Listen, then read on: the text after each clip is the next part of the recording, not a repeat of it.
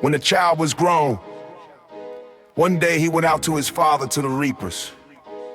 He said to his father, my head, he said to his servant, carry him to his mother. When he had taken him and brought him to his mother, he sat on her knees until noon and then died.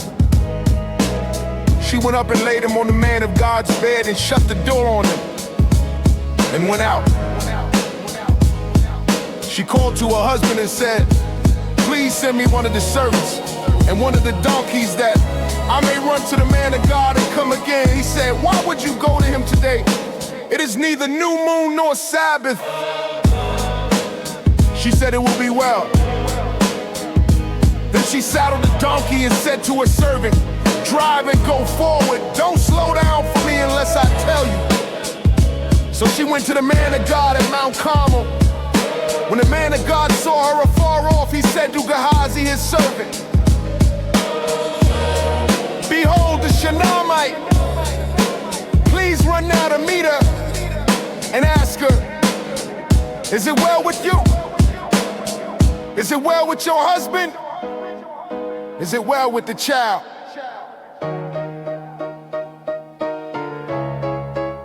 She answered,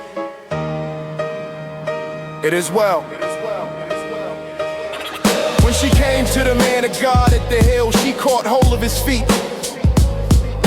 Gehazi came near to push her away, but the man of God said, leave her alone, for her soul is troubled within her. And Yahweh has hidden it from me and has not told me. Then she said, did I ask you for a son, my Lord? Didn't I say, do not deceive me?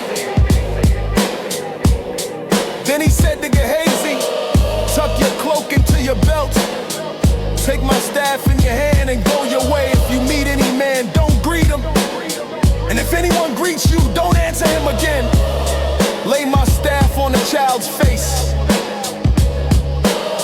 The child's mother said, as Yahweh lives and as your soul lives, I will not leave you. So he arose and followed her. Gehazi went ahead of them and laid the staff on the child's face. But there was no voice and no hearing. So he returned to meet him and told him, the child is not awakened. When Elisha had come into the house, behold, the child was dead and lying on his bed. He went in there for shut the door on them both and prayed to Yahweh. He went up and lay on the child, putting his mouth on his mouth, his eyes on his eyes, and his hands on his hands. He stretched himself on the child, and the child's flesh grew warm. Then he returned and walked in the house once back and forth and went up and stretched himself on him again. The child sneezed 7 times, and the child opened his eyes. He called Gehazi and said, call the Shunammite. So he called her when she had come in to him. He said, take up your son. Then she went in, fell at his feet, and bowed herself to the ground. Then she picked up her son and went out. Elisha came again to Gilgal. There was a famine in the land. The sons of the prophets were sitting before him. And he said to his servant, set on a large pot and boil stew for the sons of the prophets.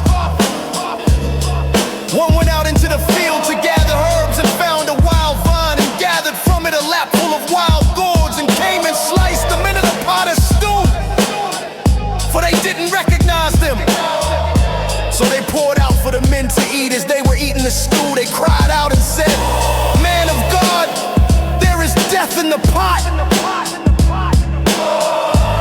They could not eat it, but he said, then bring meal. He threw it into the pot, and he said, serve the people that they may eat. There was nothing harmful in the pot.